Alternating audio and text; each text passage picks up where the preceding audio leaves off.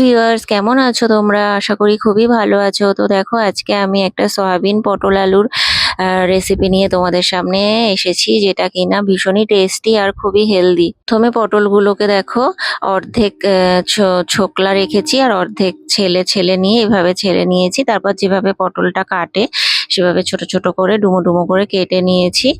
আর পটলটা কিন্তু পুরোটা ছুললে পরে একদমই নরম হয়ে যায়, সে কারণে আমি কিছুটা করে ছাল রেখে দিই আর কিছুটা ছুলি। আর আলুগুলোকেও দেখো আমি ছাল ছাড়িয়ে আমার মতন করে কেটে নিয়েছি। তোমরা তোমাদের মতন করে অবশ্যই কেটে নিতে পারো বন্ধুরা। আর সয়াবিনটা কিন্তু আমি সব সময় ভিজিয়েই রাখি, কিন্তু আজকে যেহেতু একটু সময় কম ছিল তাই আমি একটুখানি ওটা একটা ফুট দিয়ে নিয়েছি উনুনে বসিয়ে। তো প্রথমে আমি দেখো পটলটা ভেজে নিচ্ছি, একটা একটা করে সমস্ত জিনিসগুলো ভেজে নিতে হবে। তাই আমি প্রথমে পটলটাই ভেজে নিচ্ছি। একটু নুন আর হলুদ দিয়ে দিয়েছি কিছুক্ষণ ভাজার পরে। আর এই পটলটা ভাজার সময় কিন্তু খুব খেয়াল রাখতে হবে যেন পটলটা পুড়ে না যায়, কারণ পটল কিন্তু খুব তাড়াতাড়ি পুড়ে যায়, তাই এটা একদম ধিমে আঁচে করতে হবে। আর পটল ভাজা হয়ে গেলে আমি কড়াইতে আরেকটু তেল দিয়ে আমি তার মধ্যে সয়াবিনটা ভাজতে বসিয়ে দিয়েছি।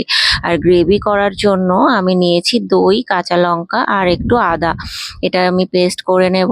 আর তারপরে দেখো তেলের মধ্যে শুকনো লঙ্কা আর জিরে দিয়ে আমি ফোড়ন দিয়ে আমি দিয়ে দিয়েছি, আর একটু গোটা গরম মশলা, আলুটা দিয়ে দিয়েছি যেহেতু আলুটা লাস্ট ভাজার। আর তার মধ্যে কিন্তু গ্রেভি করার জন্য আমি ওই পেস্টটাও দিয়ে দিয়েছি।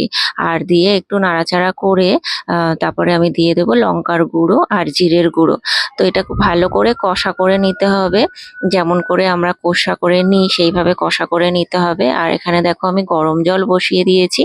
আমি কিন্তু সব সময়ের জন্য এই গরম জলটা ইউজ করি, যে কোনো গ্রেভি বানানোর জন্য, যে কোনো ঝোল ঝোল কারি এইসব রান্নার জন্য আমি সব সময়ের জন্য গরম জলটা ইউজ করি। তোমরাও কিন্তু ইউজ করতে পারো বন্ধুরা। দেখবে কাঁচা জল ব্যবহার করার থেকে গরম জল ব্যবহার করলে কিন্তু টেস্টটা অনেকটা ভালো হয়।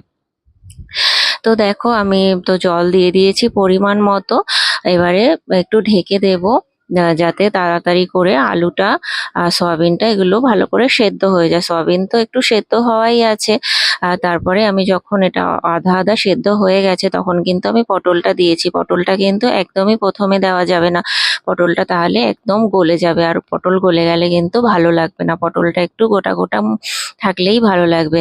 তারপরে দেখো আমি একটা ভাজা মশলা দিয়ে দিয়েছি, এটা কিন্তু আমি নিজে হাতে বানিয়েছি বাড়িতে, জিরে, ধনে, একটু শুকনো লঙ্কা, এই সমস্ত কিছু দিয়ে। আর তারপরে দেখো আমি দিয়ে দিলাম গরম মশলা, যেটা আমার সব থেকে পছন্দের।